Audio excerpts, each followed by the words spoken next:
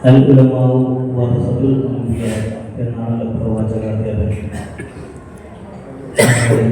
പ്രവാചകന്റെ അനന്തരാവകാശികളാണ് നമ്മളടങ്ങുന്ന ഈ പണ്ഡിത സമൂഹം, അതായത് ഉസ്താദുമാർ.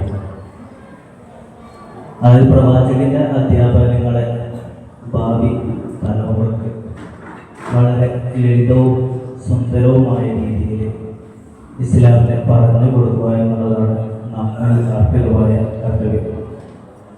അതുകൊണ്ട് തന്നെ നമുക്കൊരു വിഷയത്തെ ഏത് രീതിയിലും പറഞ്ഞു കൊടുക്കാവുന്നതാണ്. ലളിതമായിട്ട് പറഞ്ഞു കൊടുക്കാം, കാഠിന്യത്തോടെ പറഞ്ഞു കൊടുക്കാം. ഒരു ഉദാഹരണത്തിലൂടെ പറയുകയാണെങ്കിൽ, നിസ്കാരത്തെക്കുറിച്ച് നമ്മൾ കുട്ടികൾക്ക് പറഞ്ഞു കൊടുക്കുന്ന സമയത്ത് നിസ്കാരം ലളിതമായിട്ട് അള്ളാഹുവിനെ നിസ്കരിക്കുന്നവർക്ക് അള്ളാഹുവിൻ്റെ ഇഷ്ടം ഉണ്ടാവും, അള്ളാഹു അവർക്ക് സ്വർഗം നൽകും, അള്ളാഹു മറ്റു പല ആഗ്രഹങ്ങൾ നൽകും എന്ന രീതിയിൽ നല്ല ലളിതമായിട്ട് എല്ലാവർക്കും ഇഷ്ടപ്പെടുന്ന രീതിയിൽ പറഞ്ഞു കൊടുക്കുക. ഇനി കഠിനമായിട്ട് പറയുകയാണെങ്കിൽ, അള്ളാഹു നിസ്കരിക്കാത്തവർക്ക് നിസ്കരിച്ചില്ലെങ്കിൽ അവർക്ക് വലിയ ഭയാനകമായ നരക ശിക്ഷ നൽകും എന്ന് പേടിപ്പിച്ചിട്ട് പറയാം. പക്ഷേ ഈ പേടിയുടെ പ്രത്യേകത എന്ന് പറഞ്ഞാൽ ഒരു 2-3 പ്രാവശ്യം കേൾക്കുമ്പോൾ ഭയം എന്നുള്ളത് കുറഞ്ഞു വരും.